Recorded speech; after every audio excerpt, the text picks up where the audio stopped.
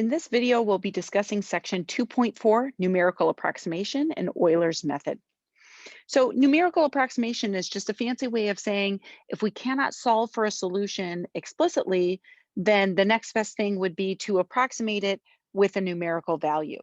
And there are many different ways of doing that. Almost all of them involve a computer algebra system or some kind of a computer help. In this case, we'll be using calculators. So I don't expect you guys to complete this section without a calculator in hand. So to get started, we're going to talk about that in general, most of the DEs we've been talking about are of this form here. dy dx equals f of xy. So we've been working with multivariable functions in x and y. So far we've been solving these explicitly using various methods, whether they be how to solve a linear or a separable DE or working with substitution methods, but we've been finding exact solutions. The only time where we've been approximating solutions was when we were graphing slope fields and then estimating solution curves geometrically. So instead of looking at geometric interpretations, we're now going to be working with numerical approximations. So we have a definition here that says a non-elementary function is a function that cannot be expressed as a finite combination of familiar functions of elementary calculus. This seems kind of odd to talk about. Like, what does it mean to have a function that can't be expressed in functions that we know? And so I have a very simple looking example here. The differential equation dy dx equals e to the negative x squared. Looks like a very friendly differential equation. And furthermore, it's separable, right? We could just multiply the dx differential over and slap some integrals in front. And the solution, y of x, would be the integral of e to the negative x squared dx. Looks harmless. We cannot integrate that. There is no way to use, for example, a U substitution or integration by parts or any of the techniques of integration that we know in order to solve this integral by hand. Does a value exist? Of course it does, right? We recognize geometrically that the integral is the area beneath the curve, and I can most certainly graph e to the negative x squared in the Cartesian coordinate plane. So there is an area beneath that curve, but I cannot express that area as a function of x in terms of familiar functions from calculus. That is, in terms of polynomials, algebraic functions, logarithmic, exponential, trigonometric. None of those functions will work to express the integral of e to the negative x squared.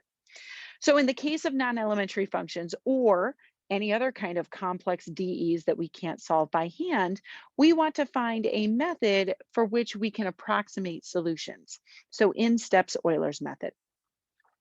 All right, so this next definition is going to tell us how we're going to set up Euler's method. It says, given the initial value problem, so I'm going to iterate here, IVP for initial value problem, we have the differential equation dy dx equals f of xy and some initial condition y of x naught equals y naught. Then Euler's method with step size h consists of applying an iterative formula y sub n plus 1 equals y sub n plus h times f x n y n, where n is greater than or equal to 0. All right, this is the only formula that we will be using in this section. So it's an important one. Here, what does iterative mean? It means that our n plus first approximation depends on the nth approximation. So we keep doing this process over and over until we get to our desired xn, yn value. And so what are these y sub n values? What are they representing? So these y sub 1, y sub 2, et cetera, with the subscripts are approximating the actual values of the solution, y at x1, y at x2, y at x3. Now, typically speaking, you would not use Euler's method if you could solve explicitly for the solution. The point of Euler's method and any other numerical approximation, such as Newton's method and the like, is to find a numerical approximation for something that we cannot calculate by hand. Now, that being said, in this section, many of the problems that the book provides also either gives you the solution to the DE or asks you to solve for the explicit solution. So again, that's not common that you would have the solution and also approximate it. In fact, it's just silly. However, the book's intention is so that you can compare your approximation with the actual solution value. So without further ado, let's go ahead and move forward and look at an example. Before we jump into the example, I would like to copy this orange highlighted formula onto the top of the margin of the next page. So let's go ahead and do that. We have y sub n plus 1 equals y sub n plus h times f of xn yn. Here we're always assuming that n is greater than or equal to 0. All right, so this is the formula for Euler's method, the only formula that we're learning in this section. And let's take a look at problem 6. So the instructions are: apply Euler's method twice to approximate the solution over 3 decimal places. Our interval here is 0 to 1/2. And then we have our 2 step sizes. The first one is a quarter.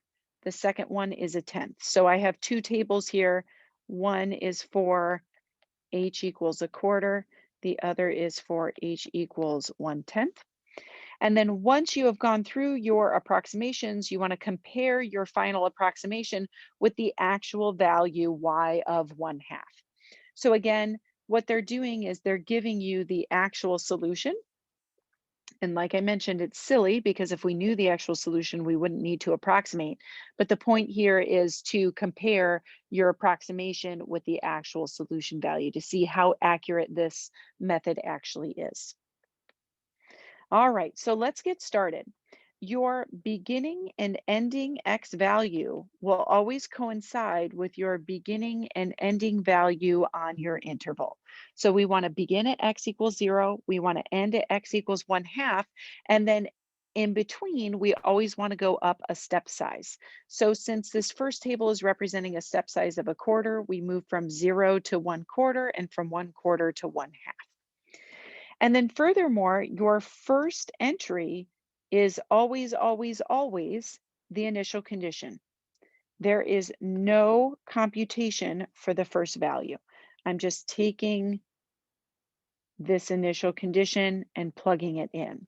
You have to have a place to begin in order to move forward because this formula relies on the previous data point. So we have to have a place to start. So that being said, we are now going to look up at Euler's method equation. So I'm going to highlight that here in green. And using that green equation, let's go ahead and find our first approximation. I'm going to take the previous y value. I'm going to add on my step size. And I'm going to multiply by my function. Let's highlight that in yellow. Here's my function, evaluated at the previous x and y value. So it's -2 times the previous x value times the previous y value. And this is my first iteration. Now, because our first x value was 0, it just so happens that this term all goes to 0, and so we just get 2 back out. So let's move on to our next step. We take our previous y value plus our step size times our function, -2xy, evaluated at the previous x value times the previous y value. All right, so let's take a look at this. 2 times 2 is 4, times a quarter is 1, so this is -1. So we have 2 minus a 0.25 gives us a 1.75. I'm going to box this in because this is our final approximation at x equals 1/2. And we will eventually compare it to the actual solution value, but I'm going to hold off on that step until we finish our next table here. So let me zoom out so I can still see my green equation up in the margin. And I'm going to do the exact same process, just additional iterations. I'm going to begin at 0, and then each x value is going to increase by my step size, 0.1, 0.2, 0.3, 0.4, and 0.5. So here again, I'm always ending at 1/2 because of my interval from 0 to 1/2. And again, this first entry is always my initial condition. So I'm just going to color code that to remind you guys that you're not doing a calculation, you're just using that initial condition. All right, so now let's get started applying Euler's method. I'm going to take my previous y value plus my step size times -2 times the previous x times the previous y. So just as what happened in the last example, that beginning x value being a 0 makes that term drop out and we just get 2 again. Again, our previous y plus our step size times -2 times my previous x, which is a 0.1, times my previous y. All right, and so what I get here is 2 times 2 is 4, times 0.1 is 0.4, times 0.1 is a 0.04. So I can get by doing this in my head. This is a 2 minus 0.04, giving me 1.96 as my next approximation. So far, I've been getting by with doing all of the arithmetic in my head. We're done with that now. We're going to need a calculator for the next few steps. And I just want to call to your attention once more that in the directions, they ask you to approximate via 3 decimal places. So once we start getting past those 3 decimal places, just always round even in your intermediate steps. So now I'm going to take my previous y value, 1.96, plus my step size, times -2 times the previous x value times the previous y value. All right, and like I said, I'm not going to be able to do this in my head at this point. And so I am going to pop over to Desmos to use their scientific calculator to plug this in. All right, so I had 1.96 plus 0.1 times -2 times 0.2 times 1.96. All right, so you can see that actually this is an exact value. Desmos is not rounding, but it is out to 4 decimal places. I'm going to round it to 3, so I'm going to copy down 1.882. So let's go ahead and enter that into our chart. 1.882. And now that's the y value I'm going to use in my next iteration. 1.882 plus 0.1 times -2 times 0.3 times 1.882. All right, so here again, let's go ahead and rely on a scientific calculator. We have 1.882 plus 0.1 times -2 times 0.3 times 1.882.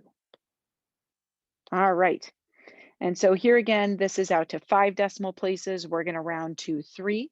So this comes out to 1.769. 1.769.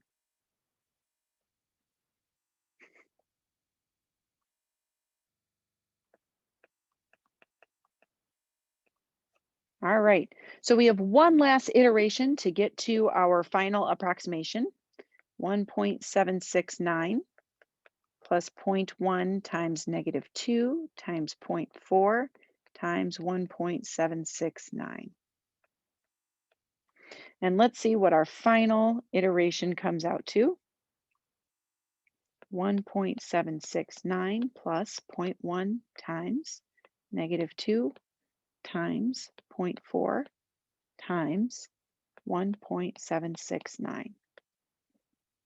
Okay, so our final approximation is 1.627. Let's copy that down. 1.627, and we're going to box that in. All right, so you can see at this point The difference in approximations with a step size of 0.25, which led us to an approximation of 1.75, and the step size of zero point 0.1, which led us to an approximation of 1.627. Let's compare that with the actual solution. All right, so I'm taking this solution up here that was given, and I'm going to say, what is the actual value, y of 1/2? So that is 2e to the negative 1/2 squared, which is 2e to the negative 0.25. So let's go ahead and plug that in. 2e to the negative 0.25. And there it is. So out to 3 decimal places, it's 1.558. Let's copy that over.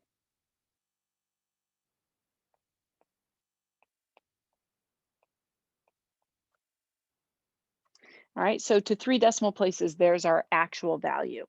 So let's reflect on the accuracy of Euler's method. You'll notice that between the two step sizes, the approximation with the smaller step size was closer to the actual solution value.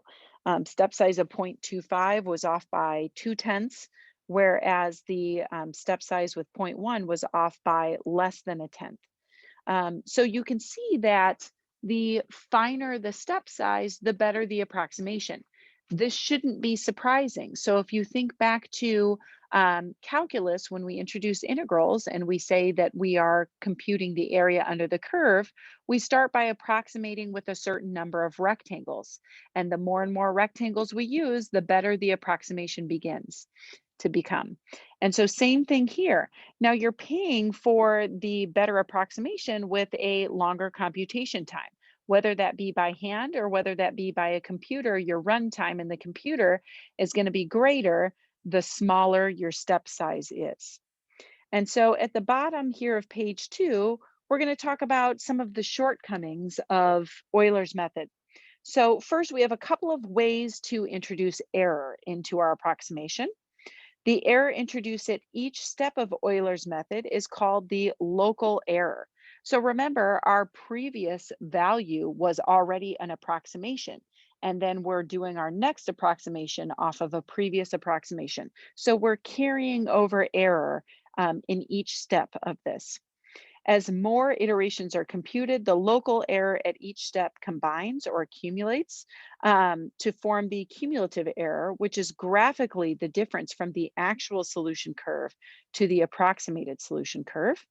And then finally, since only finitely many decimal places can be used in each calculation, there is, of course, round off error. So we had round off error in every single iteration, which then also accumulates as you move forward.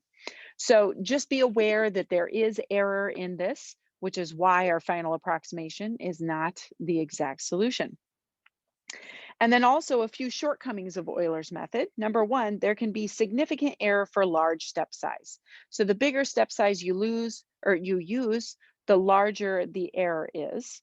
Number two, for smaller step sizes, we saw right here in this example that it definitely takes more time by hand. And for computers, that runtime or round off error may be unreasonable. So yes, smaller step sizes are better, but it has to be within reason. If it's going to take your computer 17 years to compute this approximation, then that's really not very useful, right? And then finally, if your interval contains a point where the solution does not exist or stretches over two branches of solutions, let's just suffice it to say that bad things happen. So what I mean by that is, for example, if you think of the reciprocal function, there are two branches of that function. It's a piecewise function. And so if all of a sudden you were trying to do some computations that cross from negative to positive, and you try to compute over that asymptotic value, then you might just have some errors. Your computation is not going to work, or you're going to get severely incorrect answers. So I want you guys to just be aware of these problems with the Euler's method. All right, we're going to end with one final example. In this one, we want to first find the exact solution by hand, and then we're going to apply Euler's method with step size of 0.1 on the interval to approximate it so that we can compare the actual value with the approximated value. All right, so here I am going to just rewrite y prime as dy dx, and then we can separate this function. This becomes dy over y minus 1 squared equals the integral of 1/2 dx. And then we can separate and integrate here. If you want, you can set up a u substitution where u is y minus 1. But since du is dy, it's really not that helpful of a substitution, so I'm fine with you skipping it. This just becomes a u to the -1 over -1, or a -1 over y minus 1. And then, of course, on the right, we have a 1/2 x plus some constant of integration. Notice that we have an initial condition, which I'm highlighting here in yellow. So I'm going to just go ahead and apply that initial condition.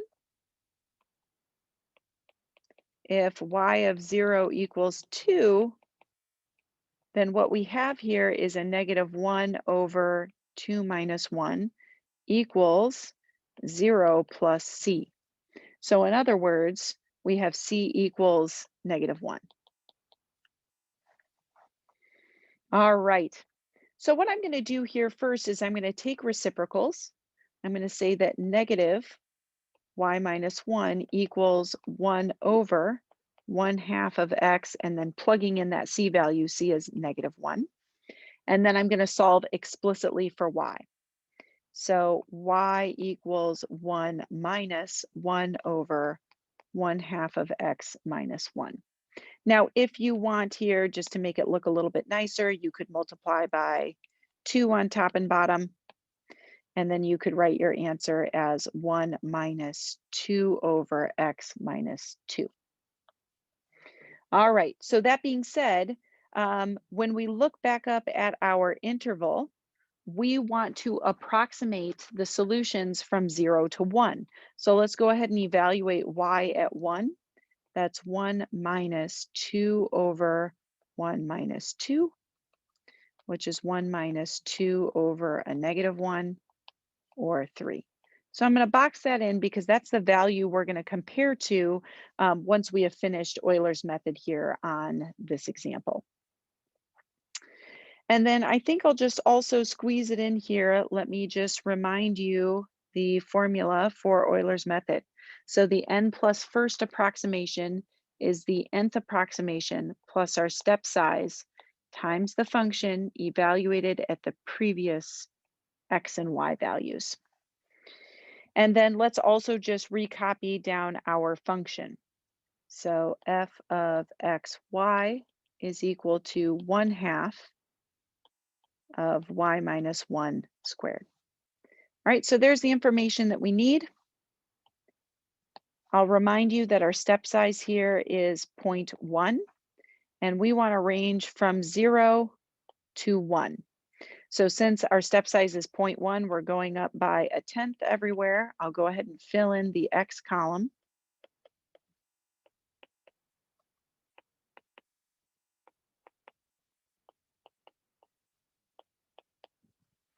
And then remember that first line is always your initial condition.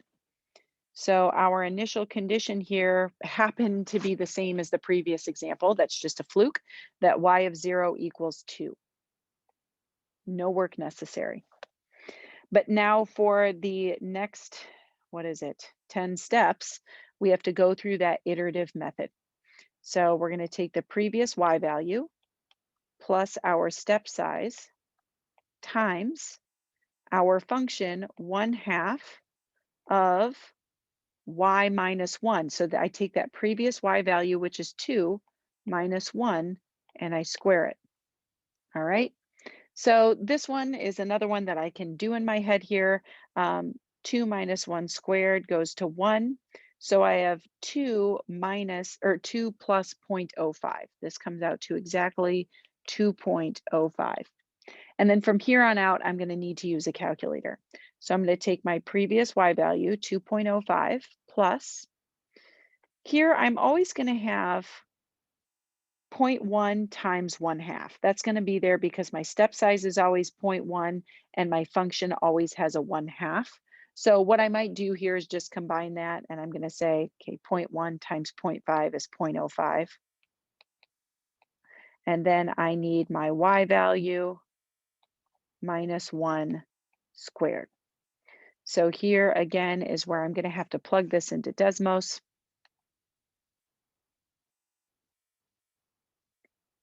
(2.05) plus 0.05 times 2.05 minus 1. I suppose I could have done that in my head, squared. All right, so 2.105 is what I'm going to take for 3 decimal places, 2.105. All right, and there is my second approximation.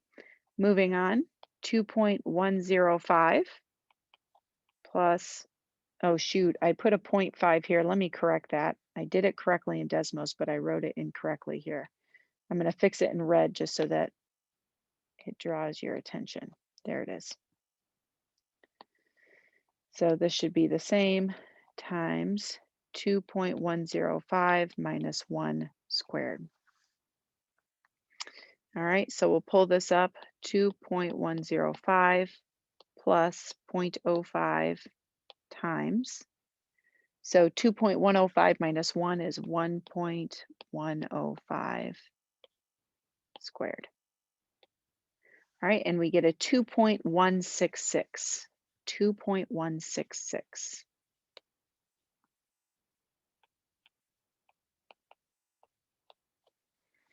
Hopefully everybody is seeing the process that's going on. So I'm not going to bore you with filling all of these out in real time. But what I will do is I'll write the answers down. And if you want to run through the calculations on your own, just to make sure that you're doing it correctly and getting the correct answers out, I'm going to fill in the rest of this column.